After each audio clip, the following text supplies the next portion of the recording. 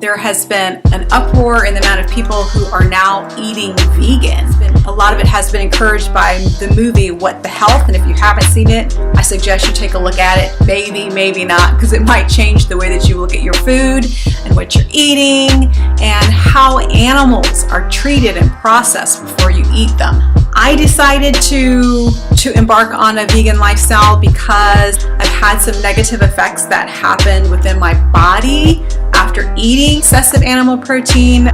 I felt some kind of way about it and thought perhaps eating more naturally, holistically, and more of a plant-based diet would be better for me and my body and my performance and how I feel. I tried it once and I did not do it correctly. I decided to try again, being a little more informed and being a little bit more prepared, and so far so good. It has worked out for me. But there have been a lot of people, usually when I tell them that I'm vegan, there are a lot of different questions and judgments and all of that comes with it, because we're all human and we process things in a different way. But some of the questions that people normally ask me, and when they find out I'm going vegan, are, number one question is, did you lose weight?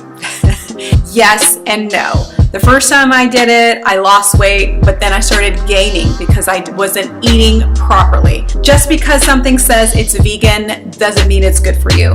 There are a lot of processed foods that say they're vegan. However, they have a lot of sodium, they have a lot of sugar to enhance the taste. I was eating a lot of processed foods, eating chips that are vegan, protein bars that are vegan, things of that nature. So I did lose weight, but then I started gaining weight because I started eating these things instead of, which to me was the lazy way out, instead of cooking my food. This time around, I have lost weight, but I also feel that I've lost some muscle mass too. So it's really important to be knowledgeable about protein sources, giving your body the nutrition that it really needs, because you are missing some things when you eating animal protein and it's been incorporated into your diet. Two, people typically ask me about where do I get my protein sources from. I get them from a number of things. A lot of the things that you normally think of have protein in them, such as beans and lentils. Quinoa has a good amount of protein. Chickpeas have a lot of protein. So staples in my diet are quinoa and chickpeas. Black beans don't sit with my system all that well, so I had to throw out those black beans. Those do not work well for me. I also incorporate plant-based protein powder in my diet. So I'll have a protein shake in the morning, sometimes in the evening, so get that added source of protein in. So there are some myths that are associated with being a vegan, and that is that you don't get enough protein in order to sustain bodybuilding or to sustain your workouts as an athlete. I am a bodybuilder. I do a number of things like hiking, I lift weights, I run, I do high intensity workouts and high intensity intervals. So as a matter of fact, since I've been a vegan, I find that I wake up with more energy and I have more sustained energy throughout the day. I don't necessarily have any crashes with my energy.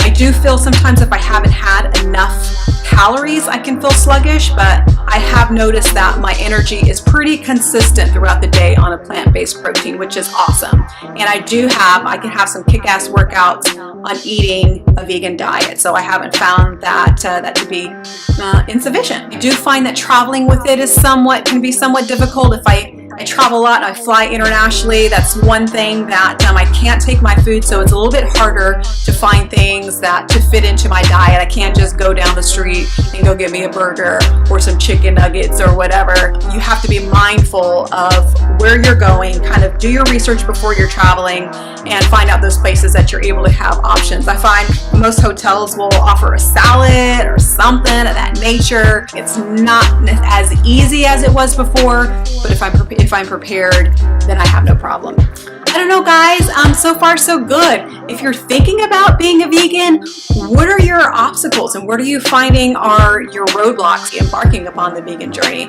It's not for everybody. I don't condemn anyone who decides not to be a vegan because everybody's bodies are different. So to each their own, but if you are exploring and have questions and have thought about transitioning to a vegan diet, I would say try it, explore it, do your research, and just be well prepared and be ready and armed with information, and know that the best way to embark upon the journey is be prepared, knowledgeable with information, and know that it's going to take a little bit more time to prepare your food and a little bit more effort than normal, but I think it's definitely well worth it. So if you have any questions, hit me up. Feel free. Go to my website, The Cruz Experience.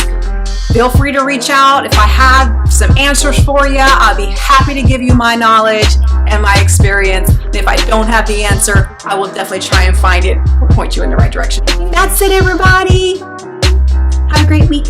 Until next time.